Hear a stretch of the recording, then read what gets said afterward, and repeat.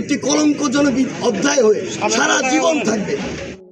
এবার ডিবি থেকে বেরিয়ে সমন্বয়ক সার্জিজের ফেসবুক স্ট্যাটাস সামাজিক যোগাযোগ মাধ্যমে ব্যাপক ভাইরাল হয়েছে। ডিবি হেফাজত থেকে বেরিয়ে সামাজিক যোগাযোগ মাধ্যম ফেসবুকে স্ট্যাটাস দিয়েছেন বৈষম্য বিরোধী ছাত্র আন্দোলনের অন্যতম সমন্বয়ক সার্জিস আলম। বৃহস্পতিবার 1 আগস্ট সন্ধ্যায় ফেসবুকে দীর্ঘ একটি স্ট্যাটাসে সার্জিস লিখেছেন, কথা দিয়েছিলেন আন্দোলনকারী শিক্ষার্থীদের থেকে কাউকে গ্রেপ্তার করবেন না, মামলা দিয়ে হয়রানি করবেন না, আপনারা কথা রাখেননি। আপনারা আমার বিশ্ববিদ্যালয়ের শিক্ষকদের উপর আঘাত করেছেন, সারা দেশে আমার স্কুল কলেজের ভাই বোনদের উপর লাঠিচার্জ করেছেন, যাকে ইচ্ছে তাকে জেলে পাঠিয়েছেন, আন্দোলনকারীকে খুঁজে না পেলে বাসা থেকে ভাইকে তুলে নিয়েছেন, বাবাকে হুমকি দিয়েছেন। মাসরুর তার উদাহরণ। যারা একটিবারের জন্য এই আন্দোলনে এসেছেন তারা শান্তিতে ঘুমাতে পারে না, গ্রেপ্তারের ভয়ে থাকে।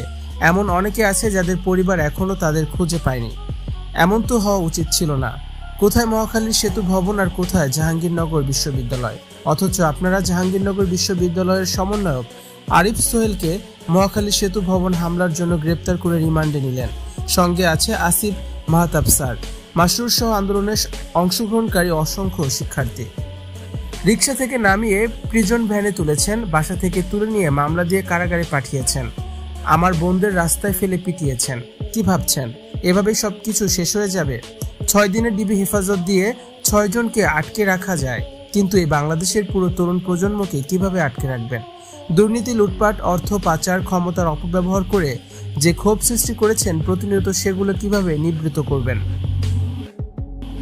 পুলিশ ভাইদের উদ্দেশ্যে একটা কথা বলি, এদেশের মানুষের ক্ষোভ আপনাদের উপর নয়, পুলিশের উপর নয়, এই ক্ষোভ আপনার গায়ের ওই পোশাকটার ওপরে, যে পোশাকটাকে ইউজ করে বছরের পর বছর আপনাদের দিয়ে এদেশের অসংখ্য মানুষকে দমন পীড়ন করা হয়েছে, অত্যাচার নির্যাতন করা হয়েছে, জেলার আদালতের প্রাঙ্গণে চক্কর কাটানো হয়েছে সেই পোশাকটার উপর।